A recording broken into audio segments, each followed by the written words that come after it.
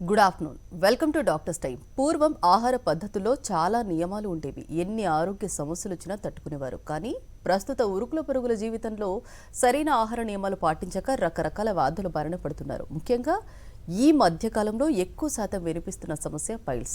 చెప్పుకోవడానికి సిగ్గుపడో మరికొందరు భయంతోనో వ్యాధిని నిర్లక్ష్యం చేసి సమస్యను మరింత పెద్దదిగా చేసుకుంటూ ఉంటారు. అయితే సరైన సమయంలో మంచి వైద్యం తీసుకుంటే శాశ్వత పరిష్కారం గ్యారంటీ అంటున్నారు హోమికేర్ ఇంటర్నేషనల్ వైద్యులు డాక్టర్ వినోదిత గారు.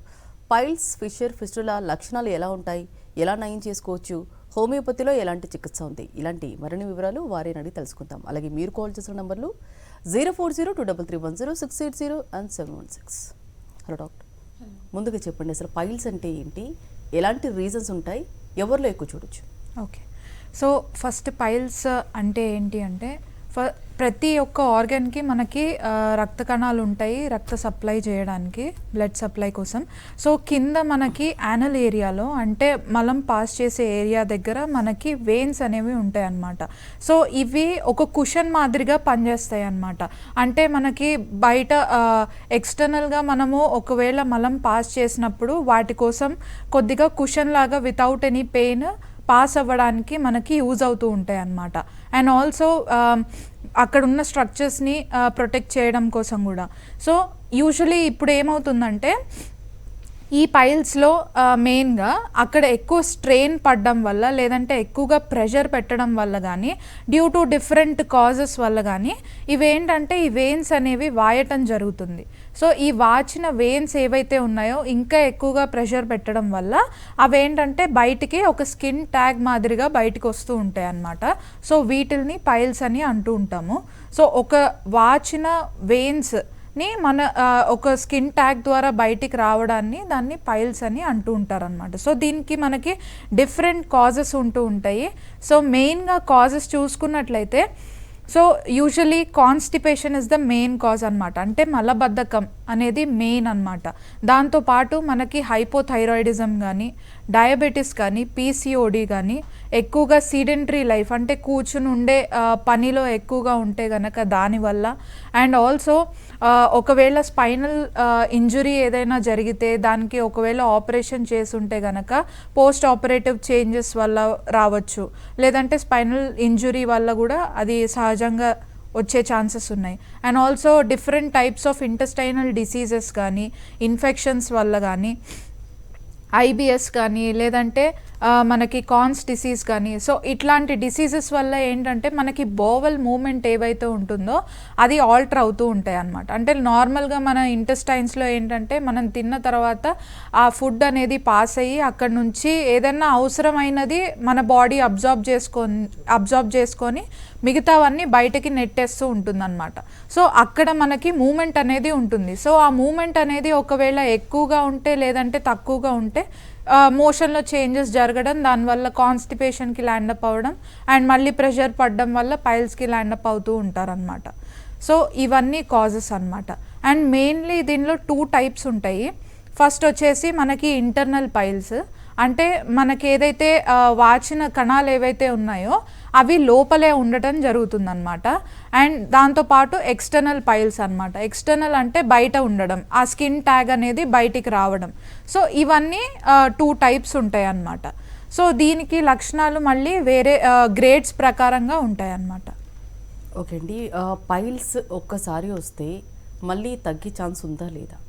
ఎస్, సో దీనికి ఇందాక మనం చెప్పుకున్నట్లు డిఫరెంట్ గ్రేడ్స్ ఉంటాయి అన్నమాట.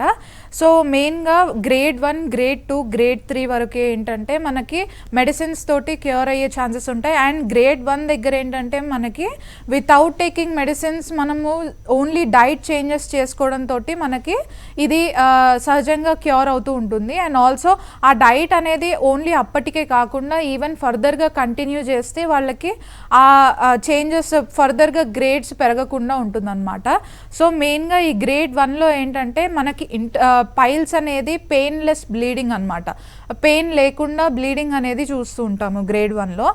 గ్రేడ్ 2లో వచ్చేసి బ్లీడింగ్తో పాటు కొద్దిగా పెయిన్ ఉండడం, అండ్ ఆల్సో ఆ స్కిన్ ట్యాగ్ అనేది బయటికి వచ్చేసి ఆఫ్టర్ పాసింగ్ స్టూల్, అంటే మోషన్ పాస్ చేసిన తర్వాత దానంతట అదే ఆ స్కిన్ ట్యాగ్ లోపలికి వెళ్ళిపోతూ ఉంటుంది. గ్రేడ్ 3లో ఏంటంటే మోషన్ పాస్ చేసిన తర్వాత మనకి మాన్యువల్లీ అంటే మాన్యువల్లీ మనము ఆ పైల్ని లోపలికి తోసే ఛాన్సెస్ ఉంటాయి. అండ్ గ్రేడ్ 4లో ఏంటంటే టోటల్గా ఆ పైల్స్ అనేవి బయటికి వచ్చేస్తూ ఉంటాయి అన్నమాట. అండ్ ఇక్కడ సర్జికల్ ఇంటర్వెన్షన్ అనేది ఇంపార్టెంట్. అండ్ ఒకవేళ పెయిన్ ఎక్కువ ఉండటము అండ్ ఆల్సో బ్లీడింగ్ అనేది ఎక్కువగా చూస్తూ ఉన్నట్లయితే ఇక్కడ మనకి సర్జికల్ ఇంటర్వెన్షన్ అనేది ఇంపార్టెంట్. ఓకే యా ఓకే అండి, కాలర్ కూడా లైన్లో ఉన్నారు. రామారావు వికారాబాద్ నుంచి మాట్లాడండి, మీ సమస్యను చెప్పండి. Hello hello madam. Hello Ramarao గారు చెప్పండి. ఏం లేదు మేడం, నాకు మోషన్ సరిగా రావద్దు మేడం. ఓకే, ఎన్ని రోజుల నుంచి అండి? నాకు 8 years నుంచి మేడం. ఓకే ఓకే అండి, ఎటువంటి ట్రీట్మెంట్ తీసుకున్నా? సరిగా రాదు మేడం. ఓకే అండి, ఇంతకు ముందర ఎటువంటి ట్రీట్మెంట్ అన్నా తీసుకున్నారా? పిలుస్తుంది మేడం. ఇంకొకసారి చెప్తారా? అది ఎప్పుడు బాటిల్ వాడుతున్నా మేడం. ఓకే, సో ఏదైనా ఇన్వెస్టిగేషన్స్ చేయించారా అండి మీరు ఇంతకు ముందర? Change madam. ఎక్స్రే చూపించా, గుల్బర్గాలో చూపించా, హైదరాబాద్ లో కూడా చూపించా మేడం. ఓకే, సో 8 years నుంచి ఉందంటున్నారు. అసలు టోటల్గా ఆ ఇన్వెస్టిగేషన్స్లో ఏముంది అనేది ఒకసారి సరిగ్గా చెక్ చేసి దాంతోపాటు ఎటువంటి కాజ్ వల్ల మీకు ఈ కాన్స్టిపేషన్కి ల్యాండ్ అప్ అయ్యారనేది చూసుకొని దాని ప్రకారంగా ట్రీట్మెంట్ తీసుకుందాం సార్. అండ్ ఏ డైట్ వాడాలి అండ్ ఆల్సో ఎన్ని రోజుల పాటు ట్రీట్మెంట్ తీసుకుంటే తొందరగా సెట్ అవుతుంది అనేది క్లియర్గా ఎక్స్ప్లెయిన్ చేస్తాము. ఒకసారి దగ్గరలో ఉండే బ్రాంచ్ని కలవండి సార్. ఓకే అండి, పైల్స్కి సర్జరీ చేయించుకుంటే మళ్ళీ వచ్చే ఛాన్స్ ఉందా? Yes, there are so many cases ఏంటంటే మనకి after surgery due to their వాళ్ళ లైఫ్ స్టైల్ని చేంజ్ చేయకపోవడం వల్ల అండ్ ఆల్సో వాళ్ళ ఈటింగ్ హ్యాబిట్స్ని ఆల్టర్ చేయకపోవడం వల్ల అగైన్ అండ్ అగైన్ పైల్స్కి ల్యాండప్ అయ్యే పేషెంట్స్ చాలామంది ఉన్నారు. అండ్ ఆల్సో అటువంటి పేషెంట్స్ని ట్రీట్ చేసి క్యూర్ చేసిన వాళ్ళు కూడా చాలామంది ఉన్నారు హోమియోపతి ద్వారా. సో మెయిన్గా ఏంటంటే ఇక్కడ మనకి చూసుకున్నట్లయితే ఈవెన్ ఆఫ్టర్ సర్జరీ ఒక పర్టికులర్ డైట్ మెయింటైన్ చేస్తూ ఒక పర్టికులర్ రెజిమెన్ డైలీ ఎక్సర్సైజెస్ కానీ దాంతోపాటు ఎక్కువ ఫైబర్ ఇంటేక్ కానీ అండ్ ఆల్సో వాటర్ ఇంటేక్ కానీ ఎక్కువగా తీసుకున్నట్లయితే మనకి ఇటువంటి కాజెస్కి ల్యాండ్ అప్ అవ్వకుండా ఉంటారనమాట. అండ్ అగైన్ ఆ పైల్స్ రాకుండా ఉంటాయి. సో దాంతోపాటు ఈవెన్ ఇప్పుడు కానీ పెయిన్ అండ్ ఆల్సో బ్లీడింగ్ కానీ ఉన్నట్లయితే మెడికేషన్ అనేది very much important. So medicines అనేది తప్పనిసరిగా తీసుకోవాల్సి ఉంటుంది. అండ్ దాంతోపాటు ఎటువంటి డైట్ చేంజెస్ చేయాలనేది కూడా మీకు చెప్పడం జరుగుతుంది. ఓకే అండి, నెక్స్ట్ కాలర్ కూడా లైన్లో ఉన్నారు. శివారెడ్డి తాడేపల్లిగూడెం నుంచి మాట్లాడండి, మీ సమస్యను చెప్పండి. మేడం నమస్తే మేడం. నమస్తే అండి శివారెడ్డి గారు, చెప్పండి. మేడం నా పేరు శివారెడ్డి మేడం. నాకు తాడేపల్లి నుంచి కాల్ చేస్తున్నా మేడం. చెప్పండి సార్. మేడం ఇది వచ్చేసరికి నాకు పైల్స్ అదే ఫిజర్ ఏర్పడింది మేడం మామూలుగా లోపల. ఓకే, ఫిషర్ వచ్చింది. అది ఓకే, అవును మేడం. నాకు వచ్చేసరికి ఇది ప్రాబ్లం వచ్చేసరికి యానల్ స్పించర్ టైట్ అయిపోయిందని చెప్పన్నారు మేడం. ఓకే, ప్రజెంట్ నేను ఆయుర్వేదంలో ట్రీట్మెంట్ తీసుకుంటున్నాను మేడం. అది ఓకే అండి. సో అది నేను స్పించర్ లూజ్ చేయించడానికి మనకి అలోపతికి వెళ్దామంటే సర్జరీ చేయించిన తర్వాత ఒకవేళ ప్రాబ్లం ఉంటే కనుక డెఫినెట్ గా అది మళ్ళీ ఇష్యూ అవుతుంది అని చెప్పంటున్నారని నేను ఈ విధంగా యూజ్ చేస్తున్నాను మేడం. సో మీకు చాలా మంచి మెడిసిన్స్ ఉన్నాయండి యానల్ స్పింక్టర్ని సరిగ్గా నార్మల్గా చేసేందుకు. సో యూజ్ చేయండి. అండ్ ఆల్సో మీ కేసెస్ ఆల్రెడీ ఇన్వెస్టిగేషన్స్ చేయించుంటారు, ఒకసారి అవన్నీ తీసుకొని వచ్చి. అండ్ ఎన్ని రోజుల నుంచి ఇలా జరుగుతుంది మీకు? ఆఫ్టర్ కోవిడ్ తర్వాత నుంచి ఈ ప్రాబ్లం అనేది అరైజ్ అయింది. ఓకే ఓకే అండి, అది కూడా కన్సిడర్ చేసి అండ్ దాని ప్రకారంగానే ట్రీట్మెంట్ ఇవ్వడం జరుగుతుంది. ఒకసారి మీ రిపోర్ట్స్ అవన్నీ తీసుకొని రండి సార్, తప్పకుండా మీకు ట్రీట్మెంట్ దొరుకుతుంది. సో నెక్స్ట్ కాలర్ కూడా లైన్లో ఉన్నారండి. శ్రీకాకుళం నుంచి అమ్మాజీరావు మాట్లాడండి, మీ సమస్యను చెప్పండి. మేడం గారు నమస్తే అండి, చెప్పండి సార్. మేడం గారు ఎక్కువ బైక్ పైన ఎక్కువ చేసిన అది ఇబ్బంది అవుతుంది మేడం గారు. దానిలో దురద రావడం ఇలాంటి అవుతుంది మేడం గారు ఎక్కువ. ఓకే ఓకే, ఏదన్నా కట్ కానీ అట్లాంటిది ఏమన్నా ఉందా అండి? మేడం గారు ఏదన్నా చిన్న కట్ ఏమన్నా వచ్చిందా అండి? లేదు మేడం గారు, చిన్న లైట్ గా చేయి దీనిగా తగులుతుంది మేడం గారు. ఓకే ఓకే అండి, సో ఎక్స్టర్నల్ పైల్స్ ఉన్నాయి. ఏదన్నా పెయిన్ ఎక్కువ ఉందా మీకు? నొప్పి ఎక్కువగా ఉందా? బ్లీడింగ్ ఏమన్నా జరుగుతుందా? అలాంటివి జరగడం లేదు మేడం గారు. పెయిన్ కూడా ఏం రావడం లేదు. ఎనభై ఎప్పుడో తీసుకున్నప్పుడు అప్పుడు మాసం అయ్యేటప్పుడు వస్తుంది తప్ప మిగతా రోజుల్లో ఏమి ఉండదు మేడం గారు. ఓకే అండి. సో ఇది తొందరగానే క్యూర్ అయ్యే స్టేజ్లోనే ఉంది. కొద్దిగా మీరు ఏంటంటే డైట్ ఫాలో అవుతూ ఇప్పటికైతే మెడిసిన్స్ అనేది నెససరీ. సో కొంచెం మెడిసిన్స్ వాడుకుంటూ డైట్ అనేది తప్పనిసరిగా ఫాలో అయితే మీకు తొందరగానే తగ్గే ఛాన్సెస్ ఉన్నాయి. కొంచెం దగ్గరలో ఉండే బ్రాంచ్ని కలవండి సార్. ఓకే అండి, మెయిన్గా అంటే పైల్స్కి సంబంధించి సర్జరీ గురించి చెప్పారు. మరి డయట్ ఎలా ఉండాలి పైల్స్ ఉన్న వాళ్ళకి? యా, సో డైట్ గురించి మెయిన్గా మాట్లాడుకుంటే కనుక మనకి మెయిన్లీ వితౌట్ ఫైబర్ ఉండే ఫుడ్ లేదంటే ఫైబర్ తక్కువగా ఉండే ఫుడ్ తీసుకోవడం వల్ల అండ్ ఆల్సో ఎక్కువగా కార్బోహైడ్రేట్స్ కానీ స్పైసీ ఫుడ్స్ కానీ ప్రిజర్వేటివ్ ఉన్న ఫుడ్ కానీ గ్లూటెన్ ఎక్కువ ఉన్న ఫుడ్ కానీ తీసుకున్నట్లయితే అది మెయిన్గా స్టూల్స్ అనేవి హార్డ్గా పాస్ అవ్వడం అండ్ దానివల్ల ప్రెషర్ అనేది ఎక్కువగా పెట్టడం వల్ల మనకి కాన్స్టిపేషన్కి ల్యాండప్ అయ్యి అండ్ దాని తర్వాత పైల్స్ అనేది వస్తూ ఉంటాయి అన్నమాట. సో మెయిన్లీ మనం ఏంటంటే ఇక్కడే మనకి డైట్ బ్యాలెన్స్డ్ డైట్ అంటే అన్ని న్యూట్రియంట్స్ ప్రోటీన్స్ కానీ కార్బోహైడ్రేట్స్ విటమిన్స్ మినరల్స్ అన్నీ ఒకటే ప్లేట్లో ఉండేదాన్ని తీసుకున్నట్లయితే అండ్ మెయిన్గా ఫైబర్ ఎక్కువ ఉండటం అంటే తినే దాంట్లో కుక్డ్ ఫుడ్తో పాటు అన్కుక్డ్ ఫుడ్ అంటే సాలెడ్స్ యూజువలీ మనకి క్యూకంబర్ అంటే కీరా దోసకాయ ముక్కలు కానీ లేదంటే మన క్యారెట్ బీట్రూట్ ఇట్లా రా వెజిటేబుల్స్ కానీ రా ఫ్రూట్స్ కానీ మనం కుక్డ్ ఫుడ్తో కానీ తిన్నట్లయితే దాంతో పాటు మనకి ఫైబర్ అనేది ఎక్కువగా వచ్చి మన మూమెంట్ ఆ మోషన్ మూమెంట్ అనేది ఫ్రీగా ఉండి మనకు కాన్స్టిపేషన్ ఏం లేకుండా ఫ్రీగా వెళ్ళే ఛాన్సెస్ ఉంటాయి అన్నమాట. సో మెయిన్గా ఈ డైట్ అనేది కరెక్ట్గా ఫాలో అయితే గనక అండ్ ఆల్సో డైట్తో పాటు మనకేంటంటే రెగ్యులర్ రెజిమెన్ అనమాట అంటే ఎక్సర్సైజెస్ అనేది ఇంపార్టెంట్ అండ్ ఎక్సర్సైజెస్తో పాటు ఎంత వాటర్ తీసుకుంటున్నారు వాటర్ ఇంటేక్ ఎంత ఉంది వాటర్ ఇంటేక్ ఆల్సో ఆల్టర్స్ మన ఇంటెస్టైనల్ మూమెంట్స్ అనమాట. సో వాటర్ ఇంటేక్ ఎక్కువగా లేకపోవడం వల్ల హార్డ్ స్టూల్స్ పాస్ చేయడం జరుగుతుంది. So water intake daily intake at least 3 to 4 litres water కానీ తాగినట్లయితే without any passage of hard stools మీకు ఫ్రీగా మూమెంట్ ఉంటుందన్నమాట. సో ఇవన్నీ కరెక్ట్ చేసుకుంటూ మీరు కానీ ఒకవేళ స్టేజెస్ మీకు బ్లీడింగ్ కానీ పెయిన్ కానీ ఇటువంటివి కానీ ఉంటే మెడికల్గా కూడా ట్రీట్మెంట్ తీసుకుంటూ ఈ చేంజెస్ చేసుకున్నట్లయితే తొందరగా తగ్గే ఛాన్సెస్ ఉన్నాయి. ఓకే అండి, మరి ఫిషర్ అంటే ఏంటి, ఎలాంటి రీజన్స్ ఉంటాయి? యా, సో ఫిషర్స్ అంటే మెయిన్గా మనకి యానల్ ఏరియా దగ్గర చిన్న కట్స్ రావడం అన్నమాట. సో మెయిన్గా ఇవి ఎందుకు వస్తాయి అని అంటే యూజువలీ ఎక్కువగా కాన్స్టిపేషన్ ఉండడం వల్ల లేదంటే ఎక్కువగా సీటింగ్ హ్యాబిట్స్ అంటే కూర్చొనే ఉండి వితౌట్ ఎనీ మూమెంట్ ఉండటం వల్ల అండ్ ఆల్సో డ్యూరింగ్ ప్రెగ్నెన్సీ కూడా ఎక్కువగా చూస్తూ ఉంటాము. సో మెయిన్గా ఈ 3 కాజెస్ వల్ల మనకేంటంటే ఆ ఏరియా దగ్గర యానల్ ఏరియా దగ్గర చిన్న చిన్న కట్స్ మనం చూస్తూ ఉంటాం అన్నమాట బికాస్ ఆఫ్ హార్డ్ స్టూల్స్.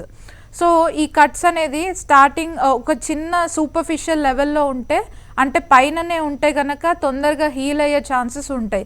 కానీ అదే కట్ అలానే వితౌట్ ఎనీ ట్రీట్మెంట్ దాన్ని అలానే ప్రొలాంగ్డ్ చేసుకుంటూ పోయి and also me food habits change చేయకుండా అలానే కాన్స్టిపేషన్ కనుక ప్రొలాంగ్ అవుతూ ఉంటే కనుక ఈ కట్ అనేది కొంచెం డీపర్ లెవెల్లోకి పోయి ఇన్ఫెక్షన్స్ కూడా ఫామ్ అయ్యే ఛాన్సెస్ ఉంటాయి. ఈ ఇన్ఫెక్షన్స్ వల్ల మనకి ఫిస్టులా కూడా ఫామ్ అయ్యే ఛాన్సెస్ ఉంటాయి అన్నమాట. ఓకే అండి, మరి సిమ్టమ్స్ ఎలా ఉంటాయి?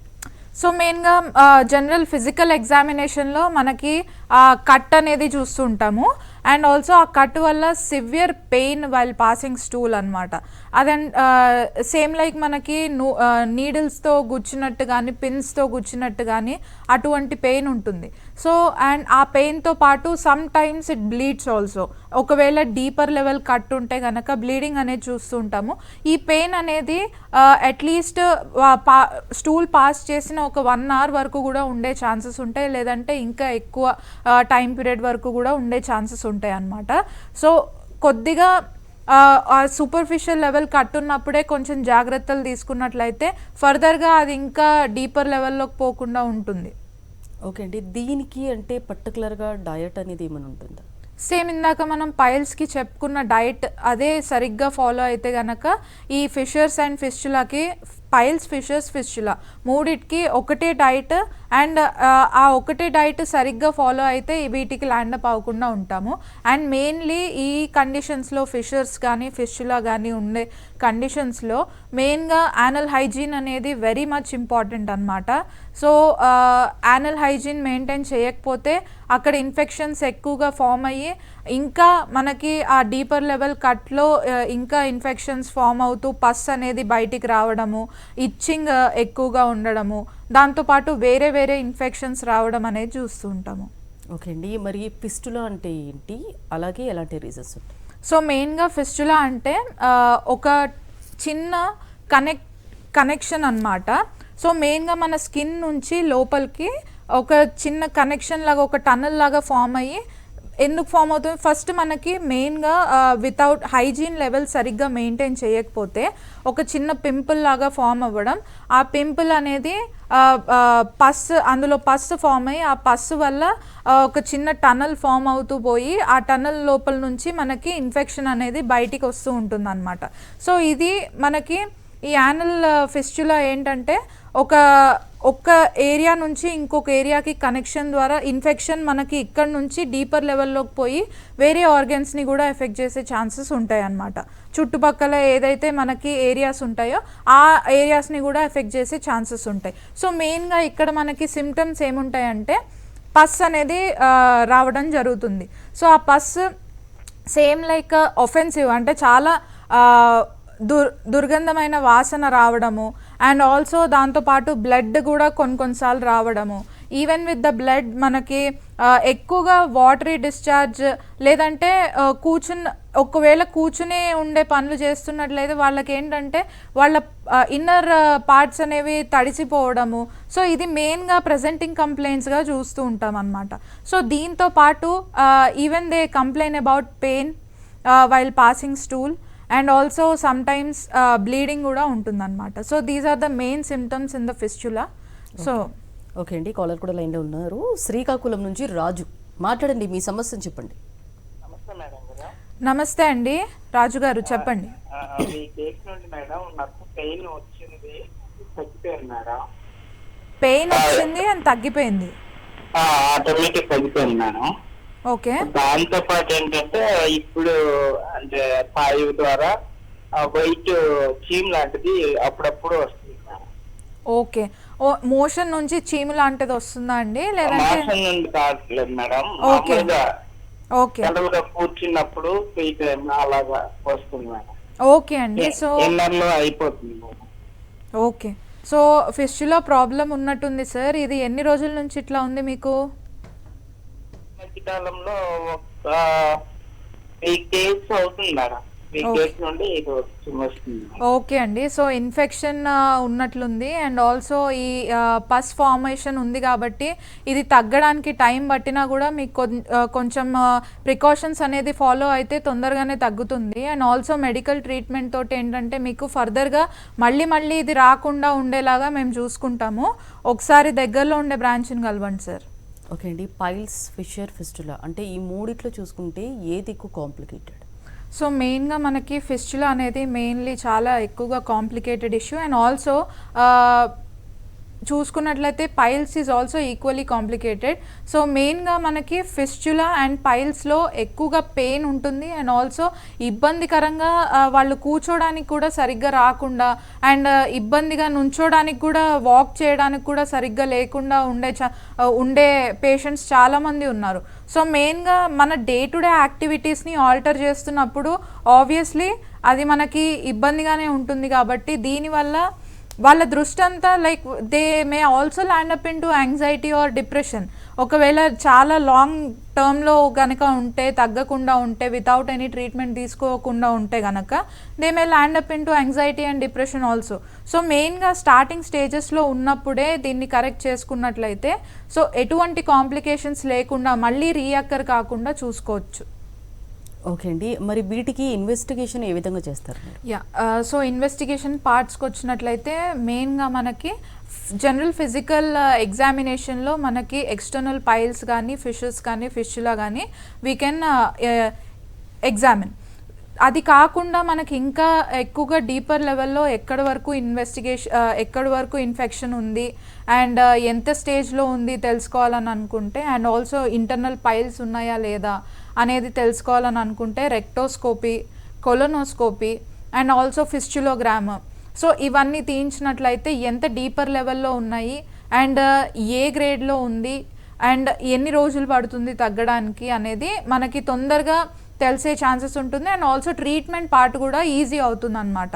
సో ఒకవేళ కానీ వాళ్ళ ఇన్ఫెక్షన్ లెవెల్స్ ఎక్కువగా ఉన్నట్లయితే సో ఎన్ని రోజులు పడుతుంది అనేది వాళ్ళకి ఎక్స్ప్లెయిన్ చేసి దాని ప్రకారంగా ఎటువంటి డైట్ ఫాలో అవ్వాలి అనేది చెప్పి సో వాళ్ళకి ఈ ఒక టైం పీరియడ్ వరకు వాడితే తొందరగా తగ్గుతుంది అనేది ఈజీగా ఎక్స్ప్లెయిన్ చేయొచ్చు. ఓకే అండి, పైల్స్, ఫిషర్, ఫిస్టులా గురించి చాలా డీటెయిల్గా ఎక్స్ప్లెయిన్ చేశారండి. Thank you.